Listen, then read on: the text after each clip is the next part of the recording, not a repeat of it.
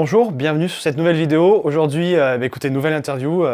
Arthur, que vous avez sûrement vu sur les réseaux sociaux, je l'ai convié à Clermont-Ferrand pour un week-end voilà, pour lui montrer comment on s'organise ici au niveau du réseau local des diètes. Il s'avère qu'Arthur, je l'ai rencontré d'abord à travers ses créations, son podcast. Nutrition sporelle sur les réseaux. Voilà, tu vas nous en dire un peu plus après. Voilà, sur les réseaux, il promulgue aussi le métier de diète. Moi, je suis vraiment spécifique au libéral, aux futures diètes qui veulent se mettre en libéral. J'essaie d'apporter un max de contenu, je le vis dans ma chair. Mais voilà, Arthur, il est sur beaucoup d'interventions, il est très actif et proactif pour le métier, mais il habite très très loin, donc c'est peut-être une autre vision. J'aimerais qu'on développe un peu plus son parcours, qui est aussi différent, atypique d'un Français. Déjà, merci de me convier dans ton lieu de consultation près de Clermont-Ferrand, c'est ça? Avec plaisir, exactement. On est à Voilà, côté, ouais. plaisir du coup partager. C'est vrai que la route fut laborieuse jusque Clermont-Ferrand depuis Lille, mais Ah, tout le monde le dit c'est ça. un plaisir en tout cas d'être là avec toi pour voilà, aborder un peu mon parcours, ma vision des choses, peut-être sur l'aspect libéral, vu que tu prônes Ouais, ah beaucoup bah le oui. libéral. Voir un petit peu. Alors c'est vrai que bon, on va commencer sur ton parcours. T'as fait un BTS ou pas? Donc moi, ce qui me différencie un petit peu dans mon parcours, c'est que voilà, j'ai fait un bachelier en diététique en Belgique. Donc c'est un bac plus 3 que j'ai réalisé en fait de 2014 à 2017 à la Haute École Condorcet à Tournai. Donc très très proche au final de la frontière française, d'où je viens, d'où j'habite d'ailleurs. Et ce qui est différent, c'est que en fait en Belgique, on a d'un côté les autres écoles et de l'autre côté en fait les universités. Et donc les autres écoles, c'est plus des enseignements supérieurs pour des métiers dits professionnalisants, dont le métier de diététicien et d'autres métiers. Et après il y a les universités où là c'est que des cursus en 5 ans, donc qui amènent à des masters, par exemple pharmacie, médecin, etc. Kiné aussi en universitaire. Et donc moi j'ai d'abord commencé, on va dire, je sais pas si je peux dire ma carrière, mais j'ai commencé mon cursus en tout cas par ce bachelier. Et donc j'ai eu une prof en fait qui était médecin et qui donnait les cours de physiologie, physiopathologie. Et avec qui j'ai beaucoup accroché, j'aimais beaucoup son cours. Et en fait elle m'a donné envie d'aller plus loin dans la science de la nutrition, parce que la nutrition c'est une science, et moi c'est pour ça que je pousse vraiment à la formation continue et à avoir en fait un travail personnel de consulter la littérature sur les domaines qui nous intéressent. Donc je peux me définir en fait comme un nerd. C'est-à-dire que j'aime bien savoir en fait qui fait quoi, genre quel professeur travaille sur quelle thématique. Je sais pas pourquoi ça m'éclate de savoir que tel professeur de King's College London travaille sur les fibres. Par exemple, le professeur Frost à Imperial College London, pardon, qui travaille sur les fibres. Il y a le professeur Cani et le professeur Dezen qui travaillent sur le microbiote à Bruxelles. Il y a le professeur Karine Clément sur Paris. Il y a tous les gens qui font la cohorte Nutrinet Santé sur Paris. Il y a à Clermont-Ferrand Anthony Fardet qui travaille sur la matrice alimentaire. Donc voilà, j'aime bien un petit peu comme ça savoir qui fait quoi. Et ouais, c'est peut-être mon côté un peu nerd. Ouais, ouais, c'est cool. Ouais, ouais. C'est vrai que il y a toujours une passion, mais dans notre milieu, il y a une forme de passion. Euh, pour le coup, la mienne, c'est ce côté peut-être, je pense que c'est un peu masculin, hein, ce côté un peu mécanique du corps humain et utiliser des outils que l'on considère efficaces avec plus d'aura et une vision plus globale qui est donc l'alimentation et les mesures régionodiététiques au sens large. Donc, Mais c'est pour ça que je te dis en fait que je me considère comme un nerd, parce que même en discutant avec des chercheurs, des professeurs, etc., ils n'étaient pas forcément au courant de qui travaillait sur quoi en fait. Ils étaient très restreints sur leur thématique de recherche.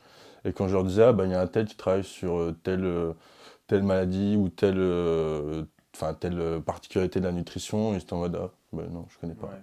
Et puis ils n'ont pas vocation, en principe, à être portés grand public, ils font de la recherche.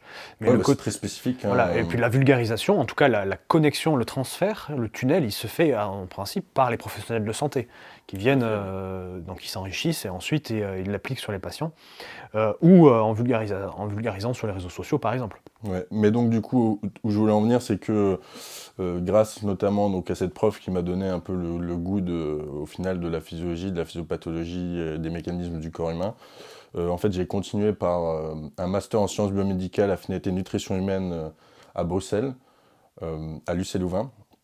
Et donc je l'ai fait en 3 ans parce que justement, à cause de cette différence entre les autres écoles et les universités, j'ai dû faire en fait une année de transition qui reprend grosso modo les plus gros cours de la 2e et 3e année du bachelier de sciences biomédicales. Donc voilà, je l'ai fini en 2020 ce master, donc j'ai été diplômé. Ensuite, à ce moment-là, j'étais vraiment dans une perspective en fait de devenir chercheur par tous les moyens. Du coup, malgré que j'étais très intéressé par la nutrition, j'étais encore plus intéressé par les mécanismes physiopathologiques. Et donc, du coup, ça m'apportait peu en fait d'être chercheur dans ce domaine-là. D'accord. Et donc, j'avais commencé une thèse sur l'hépatocarcinome. Donc, c'est le cancer en fait du foie, un des cancers du foie. Et donc, on devait tester un analogue d'une hormone, la somatostatine, pour les connaisseurs. C'était un pan-analogue d'ailleurs, c'est-à-dire qu'il reprenait plusieurs récepteurs à la somatostatine. Mais au final, en fait, on n'avait pas la molécule et donc très vite le projet s'est arrêté. Du jour au lendemain, j'ai dû arrêter le projet et me réorienter. Donc j'ai persévéré, j'ai fait un deuxième master, un master 2 sur Paris, à la Sorbonne, en biologie intégrative et physiologie. Accroche-toi, parcours physiologie, physiopathologie humaine, que j'ai fini en 2022. Voilà, donc ça c'est mon cursus académique. Et puis voilà, comme je te l'ai dit, moi je promeux vraiment à côté le métier de diététicien, malgré le fait que j'étais encore dans toutes ces études, dans ces masters. Depuis 2020, en fait, j'ai relancé du coup mon podcast sur la nutrition. Et même du coup, à ce moment-là, et c'est pour ça que d'ailleurs dans le nom, il y a aussi santé. C'est parce que je voulais vraiment toucher au domaine de la santé et qu'il y a eu beaucoup de désinformation pendant le Covid. Et donc c'est ce qui m'avait poussé avec un confrère avec qui du coup j'avais créé une page Facebook pendant mon travail de fin d'études sur justement la nutrition du sport et sur les troubles du comportement alimentaire à ce moment-là. Et donc on a décidé de faire ce podcast au moment du Covid pour cette désinformation. Et donc le premier épisode c'était justement sur le SARS-CoV-2 et la Covid-19. On avait interviewé un professeur de l'UCL Louvain qui est virologue et du coup c'était mon premier podcast en 2020 et j'ai jamais arrêté.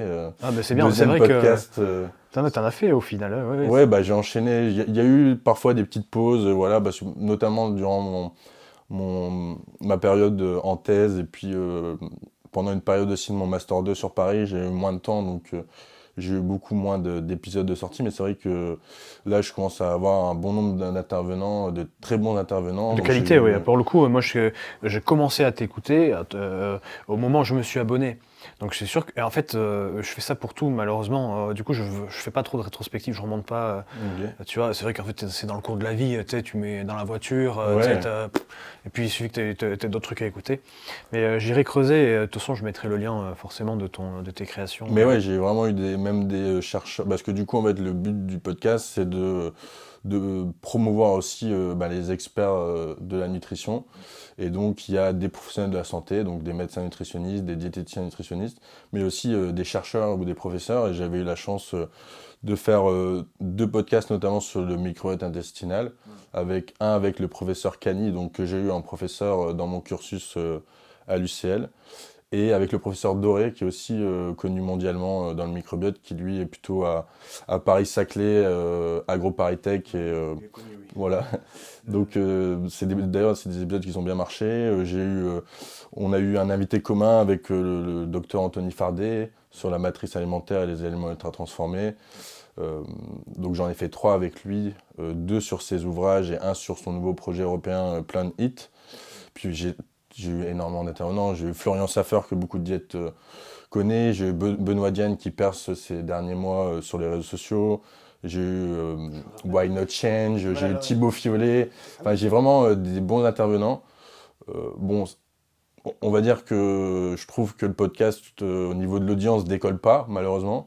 Mais le contenu, en tout cas, est là. Ce qui est sûr, c'est que c'est sur la toile, donc en fait, ça va rester, effectivement. Ça va rester, et c'est juste une question de temps. Et puis on est dans une niche, deux niches. C'est ça. Et regarde, moi-même, c'est ma niche. Voilà, moi je t'ai écouté, des trucs, et voilà, on crée des choses. Oui, mais c'est super. Il suffit d'une personne pour avoir un impact dans ta vie au quotidien. Et là, pour le coup, ça y est, t'as pris le train, machin. Ouais, voilà, ça fait une histoire, c'est des expériences de vie, et puis au final, c'est pas une question de quantité, c'est une question de qualité. Ouais. Puis on essaye on a une vision commune. Donc, c'est. Et donc, du coup, pour faire le lien avec ton podcast et le libéral, donc je n'ai jamais pratiqué de consultation en libéral de manière, en tout cas, officielle. Alors, j'en ai déjà fait sur le côté un peu, on va utiliser les termes, j'en ai fait de temps en temps au black sur demande, mais c'était très très rare, donc moi j'estime que je ne suis pas diététicien en libéral, quoi, voilà. Mais si, tu dois l'être. Non, alors attends, du coup la question c'est qui me vient, c'est, tu vois, tu as un beau bagage technique, tu as beaucoup on pourrait dire de contacts, de relations, tu as l'esprit bien fait. C'est ça que j'aime bien, est-ce que tu penses que... beaucoup réseauter en fait, c'est quelque chose que j'adore faire. Donc tu aimes l'humain, tu aimes les gens, ouais, donc c'est déjà un très bon point. C'est, je pense, une des valeurs primordiales pour être professionnel de la santé. Oui, alors attends, parce qu'en fait, apprendre ou échanger sur des sujets spécifiques, c'est pas la même chose que enseigner, comme ce n'est pas la même chose que prendre en charge des gens dans un cabinet de consultation et pratiquer la santé. C'est vraiment des compétences différentes. Il faudrait presque que ce soit des écoles différentes. Malheureusement, en fait, on t'apprend le technique. Et démerde-toi. Voilà. C'est ça. Voilà. Donc, il n'y a pas de forme d'internat, tu vois, comme en médecine. Pour toi, quel est...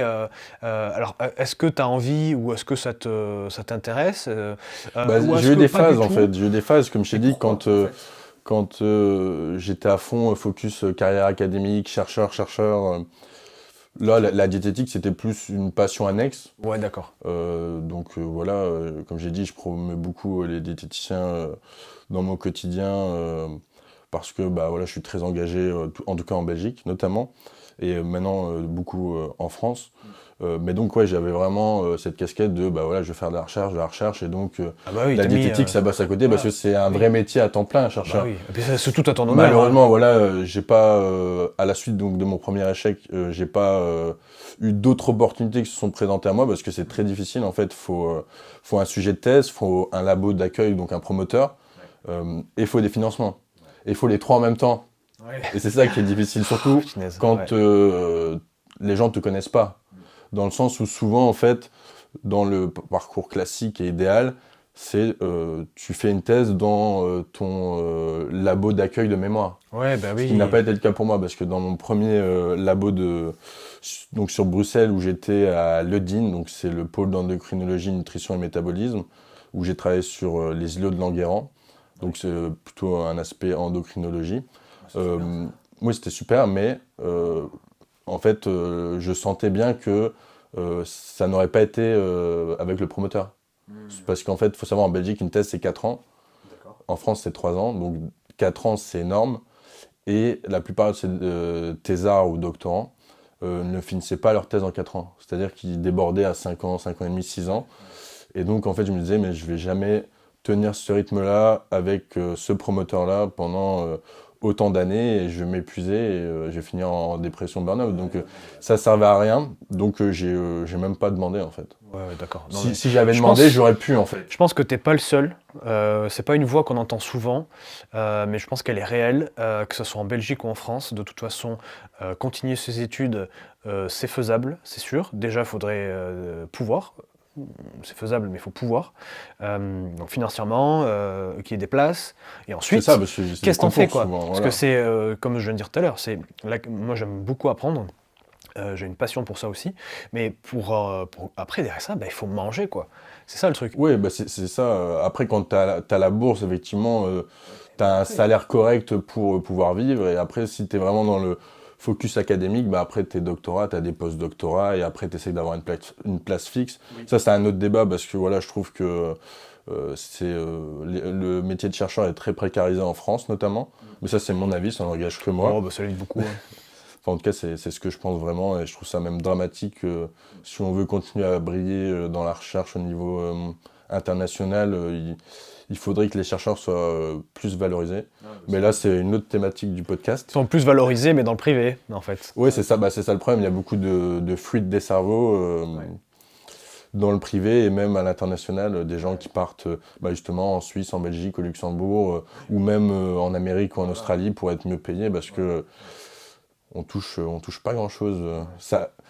Ça permet de vivre correctement, mais par rapport à tout l'investissement que ça demande, je pense que c'est pas assez valorisé, même au niveau de la reconnaissance. Hein. Déjà, on n'a pas de reconnaissance du grand public parce que ils savent pas ce qu'on fait. Mais le plus frustrant, c'est qu'il n'y a pas de reconnaissance de la hiérarchie, parce que eux aussi, un peu comme par exemple les grands professeurs de médecine, chefs de service, ils savent ce qu'ils ont enduré pendant leur assistanat, leur internat. Oui. Et donc ils savent que le parcours est dur, et donc ils se disent, moi je l'ai fait, eux doivent le faire pour ses formateurs. C'est normal d'être dans ce niveau de difficulté. Galérer, si c'est plus simple, c'est que tu ne mérites pas ton niveau, alors que c'est totalement faux. Et je pense, moi c'est mon idée, mais je suis sûr que tôt ou tard, ça s'écroulera. On le voit avec l'apprentissage déjà sur les réseaux, sur les intelligences artificielles qui vont arriver. La capacité à trouver, à chercher, à produire de la connaissance va être disruptée. Donc la difficulté va diminuer. Ça sera plus accessible.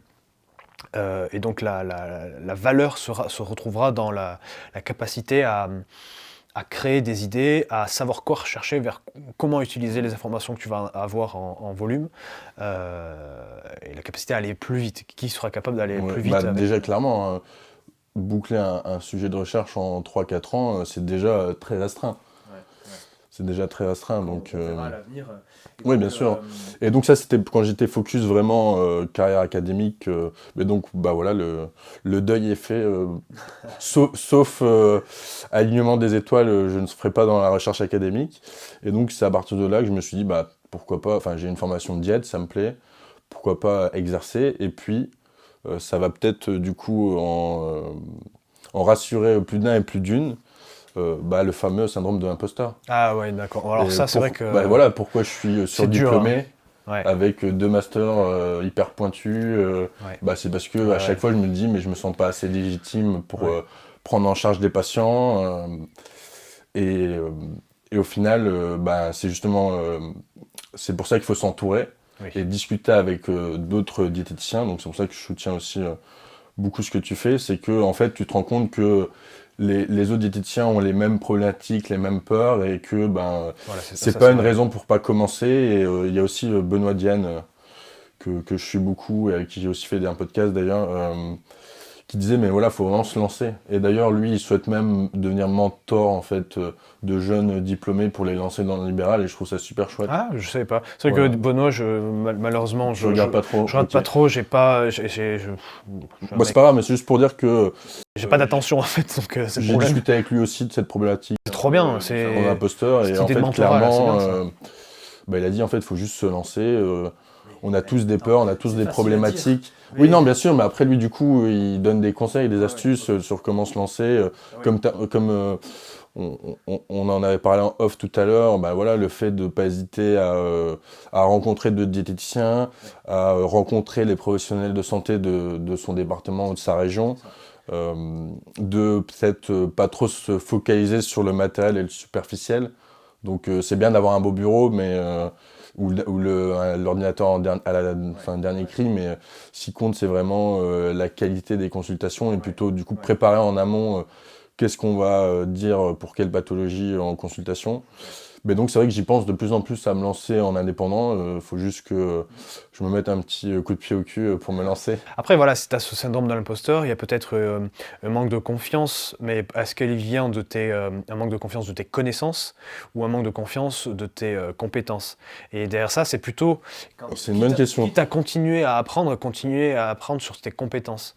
Et effectivement, notre parcours de vie, notre jeunesse, de comment on a été éduqué, fait qu'on a plus ou moins la fibre à parler, à vulgariser. Tu vas avoir des patients qui ont 30 ans de plus que toi.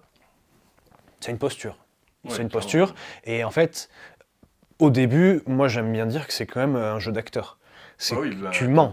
Enfin, tu mens pas, mais tu es une espèce Les gens cherchent un T'es piédestal. obligé en fait de te mettre dans la peau du bah ouais, je suis professionnel de la santé, C'est je ça. vais Les prendre gens, en charge des on patients, je dois essaye. être professionnel. Alors on essaye justement quand même, in fine, de ne pas avoir la condescendance. Ah oui, non, D'être pas dans ce sens-là, mais je veux horizontal dire et dans le sens empathique, essayer à d'être l'écoute. professionnel. Voilà. Et moi, ce que je Et te d'imposer conseille, une sorte de cadre, ou dans le sens où, même si comme tu disais, il y a quelqu'un de plus vieux que toi, ben il se dit pas c'est qui ce petit genou c'est ça. Donc, moi, ce que je qui me conseille donne le des plus, conseils, quoi. Je veux il dire, faut...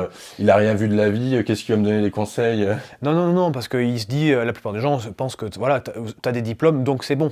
Tu sais, on est encore dans ce Pas côté-là. forcément, parce que comme tu le sais, le métier est pas forcément reconnu, et il y a de plus en plus, notamment via les réseaux, beaucoup de... Enfin, je sais pas si le terme est approprié, mais de charlatans. Donc, c'était des gens qui se disent experts en nutrition, qui promeuvent des conseils justement sur les réseaux de plus en plus, que ce soit des coachs sportifs, des infirmières, il y a des naturopathes, il y a des nutrithérapeutes. Enfin bref, tout le monde maintenant se proclame expert en nutrition. Et donc, je suis même pas sûr que les gens ils regardent au diplôme, en tout cas pour le domaine de la nutrition, parce que ils ont pas en fait assez de connaissances de qu'est-ce qu'est un diététicien et qu'est-ce que fait un diététicien pour eux, parce qu'on est beaucoup resté dans l'aspect le diététicien c'est pour les régimes perte de poids, Bien sûr. pour les régimes restrictifs, pour enfin voilà, pour alors qu'au final il y a de l'aspect préventif, il y a l'aspect de tout. En fait, il y a comme en médecine, la nutrition en fait c'est une branche de la médecine au final, et donc il y a toutes les spécialités. T'as la diabéto, t'as tout ce qui est lié au rein, t'as l'obésité, t'as le foie, t'as les dyslipidémies, t'as les allergies, enfin t'as les maladies auto-immunes. Ouais, tout à fait. Donc c'est grâce à ça que moi, pour vaincre le syndrome de l'imposteur, je me suis spécialisé plutôt physiopathe, physiopathologie. En fait, c'est quand même une branche de la médecine, donc je suis plutôt allé connecter avec les médecins, comprendre avec les pharmaciens. Quand j'avais des premiers cas patients qui sont arrivés, des cas pathologiques, eh bien, oui, il fallait 4 heures de plus à la maison pour essayer de refaire le cours, rechercher, recréer une méthodologie pour la prochaine consultation. Et step by step, en fait, on y arrive. Et derrière ça réduit ton syndrome de l'imposteur. Au contraire, après, ça te gonfle. Et ça te gonfle, je veux dire, ça te donne la confiance pour continuer. Voilà. Et puis, c'est pour ça que durant les cursus, il ne faut pas hésiter à faire des stages, à faire des immersions et à connecter avec les diètes pour se rendre compte que, en fait, être dans une même pièce de consultation avec son tuteur et le patient, et nous on est à côté, on écoute, déjà ça démystifie beaucoup de choses. Donc si vous êtes étudiant sur vos stages optionnels et tout ça, n'hésitez pas à aller dans le libéral, c'est possible en plus. C'est carrément possible. Il faut juste contacter la personne et faire les démarches. C'est ça. Il y a beaucoup de diététiciens qui seraient, je pense, ravis en fait d'accueillir des stagiaires. Ah oui, bien sûr. On aime bien ça, et si on est là, c'est pas pour rien. Et puis, ton syndrome de l'imposteur, au final, c'est toutes les peurs sont résorbées par l'action, peu importe lesquelles. Et nous, pour le coup, c'est de la consultation et de la capacité à transmettre une information. Et puis, quand tu es en consultation 3/4 d'heure, 1 heure, au final, le temps que tu apprennes des sujets, tu apprennes la vie de la patiente, et que tu proposes ne serait-ce qu'un seul objectif, je sais pas, par exemple, tu te rends compte qu'elle ne boit pas assez d'eau, tu vois, il ne faut pas être un génie pour... parce que c'est ça, par rapport à ce qu'on voit sur les réseaux sociaux. Évidemment, ce qu'on entend, ils peuvent dire beaucoup de bêtises, comme ils peuvent dire aussi beaucoup de vérités, de choses vraiment assez pointues. Et c'est ça qui va nous créer une peur. C'est qu'on se sent pas compétent en fait par rapport à un gars sur Insta qui balance, je sais pas, des schémas, des études, la vitamine, je sais pas quoi, et en fait en lien avec, bref, des trucs chinois. Et sauf que dans la vraie vie, en fait, les gens ils comprennent pas tout ça. Donc c'est juste les compétences humaines qui priment surtout. C'est tous ceux que vous voyez sur Internet qui sont dans l'hyper, même les nutrithérapeutes, hein, moi j'en connais, ils sont solides. Hein. Ils sont, c'est chaud, ils sont vraiment costauds au niveau du science. Par contre, mais les trois quarts, c'est très compliqué de poursuivre leur. Ils peuvent pas en fait faire de la consultation. Ils sont pas adaptés pour. Ils sont très bons enseignants, vulgarisateurs. Mais tu les mets, je sais pas, mais tu les mets au vide-grenier du village, aller acheter une coupelle de thé, ils savent pas négocier, c'est-à-dire qu'ils ne savent pas écouter les besoins, ils savent moins utiliser le contextuel, c'est très un peu moins, méthodique. c'est très théorique, Mais pas ça assez vient, pratique. le problème c'est que ça vient avec le temps. Si tu vas aimer les choses un peu difficiles, et il faut que ça soit graduel, et c'est comme tout. Et puis même si t'aimes pas ça, ou t'aimes plus ça, franchement, c'est pas grave, tranquille. C'est pour ça que je me suis jamais non plus... En fait, ça diminuera et tranquillement t'arrêteras et t'auras de l'expérience. Et quand tu voudras peut-être reprendre un sujet de thèse, tu vois, te reconnecter avec une entreprise dans 10 ans, j'aime beaucoup en fait tu sauras expliquer les choses. Rapprocher du monde de l'enseignement. Et donc ça fait 4 ans maintenant que je supervise des travaux de fin d'études de bachelier en diététique. Là, j'en suis déjà à plus d'une quinzaine d'étudiants que j'ai relus, j'ai supervisé, donc je les accompagne de A à Z dans leur processus et dans leur projet de thèse de bachelier. Ça s'est toujours bien passé pour l'instant. Les autres écoles, du coup, sont contents et satisfaits de mon travail, donc pourquoi pas travailler dans l'enseignement, mais bon, ça après, voilà, c'est une question d'opportunité. Il n'y a pas des places chaque année, Mais je pense qu'à terme, je vais certainement me diriger vers l'enseignement parce que je fais en fait aussi beaucoup de séminaires pour notamment mon ancienne haute école, mais j'en ai déjà fait près de Bruxelles, j'en ai déjà fait en France. Là, j'en ai déjà de prévu sur l'île en 2025. Mais regarde, moi, tu peux faire un truc entre deux. Oui, bien sûr. C'est quoi l'entre-deux? Ce que je veux dire, c'est que bien, ça peut être comme Dr Kevin Cessel, qu'on salue, on lui fait des bises. C'est que il a pris sa caméra parce qu'il a eu je crois, un petit moment de liberté sur son emploi du temps. Il s'est dit, tiens, je vais mettre à vulgariser des études scientifiques. Parce qu'il est docteur. Et toi, ça peut être un peu ça. Et en fait, c'était une demande de ses enseignants, de ses étudiants. De ses étudiants. Écoute, tu fais la même chose. Mais en fait, clairement, ce que je veux faire, Kevin m'inspire beaucoup. Ce côté un peu enseignant, libéral. C'est ce que je fais aussi au final. Et donc, je pense que c'est sur cette voie-là que je vais certainement me diriger. Après, j'ai énormément de projets dans ma vie annexes. Je suis fan d'échecs, donc j'ai ouvert depuis 2 mois et demi avec 2 autres personnes de mon club d'échecs, le deuxième bar de France sur les échecs. Donc, le deuxième bar de France sur la thématique des échecs. D'accord. Le premier, il est à Paris, à Saint-Germain-des-Prés. Le Blitz Society pour les connaisseurs.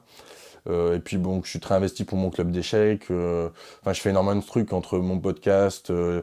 Comme j'ai dit, je suis très impliqué pour les diététiciens de manière générale. Donc je fais beaucoup de représentations. J'ai une vie bien remplie en fait. Mais c'est vrai que je pense que je vais me diriger un peu sur le modèle de Kevin. On peut avoir une vie bien remplie, mais pas convertir ça en chiffre d'affaires et oui, bien sûr, clairement là moi je suis fauché donc. Non, tu n'es pas fauché. Je ne serais pas venu clairement, crois-moi, t'inquiète. Mais non, ce que je veux dire c'est que oui, c'est pas la panacée, mais pour beaucoup. Mais tu vois. Mais de toute façon, moi, ce qui me satisfait et me rend heureux, c'est vraiment justement tous ces projets que je mène à bien et qui se construisent au fur et à mesure. Et je sais et je sens que je suis dans la bonne direction et que même si pour l'instant, effectivement, c'est pas la panacée, mais je pense qu'à terme, je vais m'en tirer. Quand on dit quand tu es passionné, ton travail est déjà à moitié payé. Parce que quand tu n'es pas payé financièrement, tant que tu aimes ce que tu fais, ça va. Tu peux te lever le matin clairement. et toujours avancer, tu vois. Il faut avoir des projets Mais il faut voir ça comme si tu étais un artisan, un électricien. bah, tu as beau avoir ton CAP, d'avoir de l'expérience dans ton apprentissage et tout, bah, quand tu te lances, bah, en fait, tu vas commencer par ta famille, tu vas commencer par tes amis, puis après les amis de tes amis, et après Mais ça, justement, je tes suis pas collègues. d'accord, tu vois. Parce que je trouve que c'est le plus difficile, Ah, c'est et plus je ne conseille difficile. pas J'ai pas dit que de c'était plus prendre en simple. charge des membres de sa famille.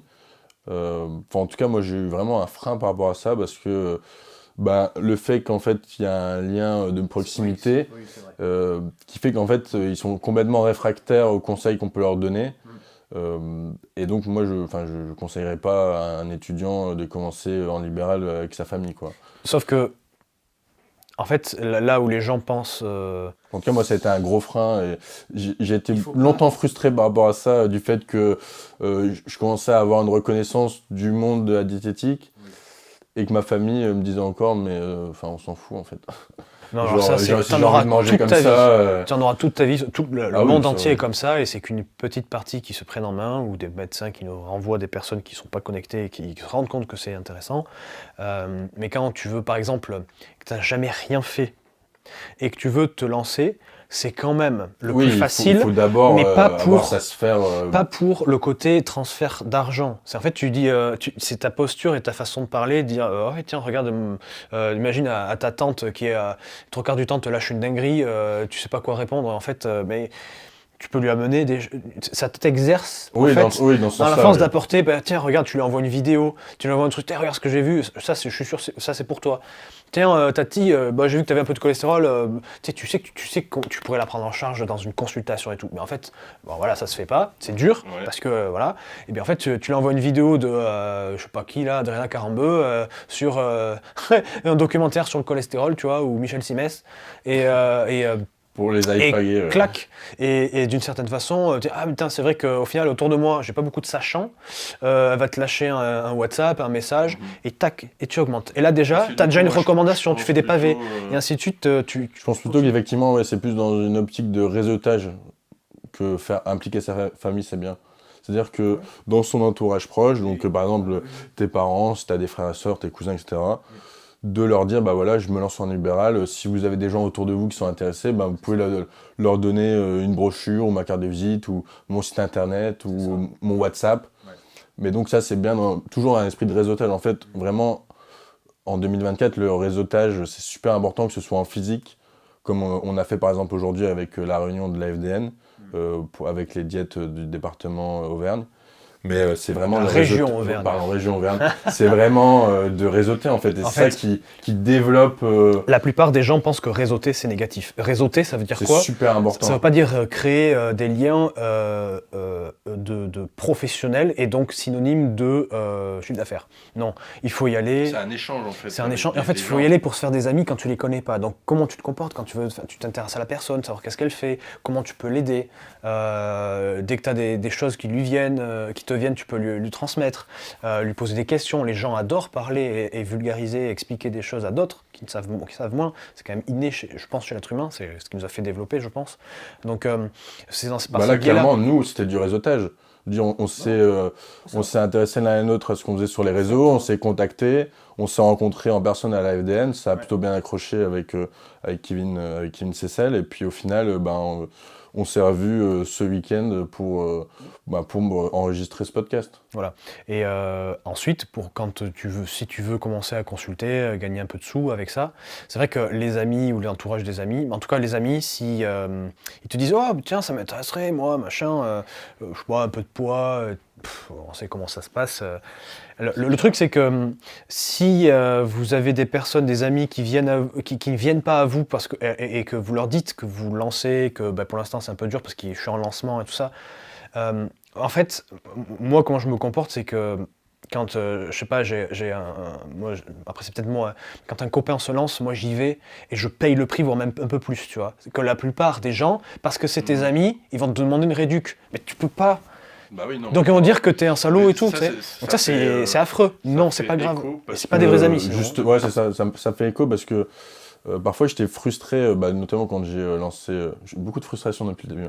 Et quand j'ai lancé mon podcast, j'étais frustré parce que, en gros, des amis proches, en fait, genre, likaient jamais mes posts, likaient jamais mes vidéos. Et j'étais en mode, mais on est amis ou pas? Parce que, genre, même si tu regardes pas la vidéo, même si tu lis pas le post, tu me soutiens, ça prend même pas une demi-seconde à cliquer. Non, mais... Et en fait, je me suis expliqué avec d'ailleurs un de mes meilleurs amis à ce sujet. Il a dit, mais en fait, t'as raison. Et maintenant, du coup, parfois, comme ça, d'un coup, il m'envoie 10 likes, comme ça, c'est fait, tu vois. Et en vrai, c'est comme ça que je me suis rendu compte que potentiellement, en fait, des gens que je pensais, qu'ils étaient mes amis, en fait, ils l'étaient pas. Parce que quand t'as un ami qui lance un projet, tu le suis, tu fonces. Ah bah oui. Tu l'encourages, même si c'est que des likes, même Moi, si c'est que du partage. Moi-même, c'est pas des amis que je vois 2 fois par an. Après, c'est vraiment une... C'est peut-être une forme d'éducation et tout. Puis tu sais, on est tellement... En tout cas, sur les réseaux sociaux. Moi, je parlais vraiment business physique. Mais sur les réseaux sociaux, même en tu physique, scrolles, tu scrolles. Moi, ça m'est déjà arrivé te voir... je t'ai scrollé et c'est un automatisme, un mécanisme qui n'a pas eu de liker, alors que pourtant, j'en pense pas moins. Je dis, ah, trop bien. Puis tu scrolles. Et en fait... Tu sais, et même la lecture de la vidéo, il y en a plein que j'ai pas écouté de toi ou d'autres, de plein de gens que j'aime bien suivre. Non, mais dans le sens où en fait, et du coup, imagine, je la revois en vrai, elle me dit ah, attends, alors du coup, t'as pensé quoi? Ah, mais j'ai pas vu, c'est vrai. Et en fait, lui, il va dire super le pote quoi. Sauf qu'en fait, chacun a sa vie aussi. Oui, tout à fait. Et les moments où imagine, enfin. Je vais être vulgaire, mais t'es aux toilettes, voilà, tu scrolles, enfin, je sais pas, je pense que tout le monde comprend ce que je veux dire. C'est parfois une question d'état. Donc, il faut arriver à passer au-dessus.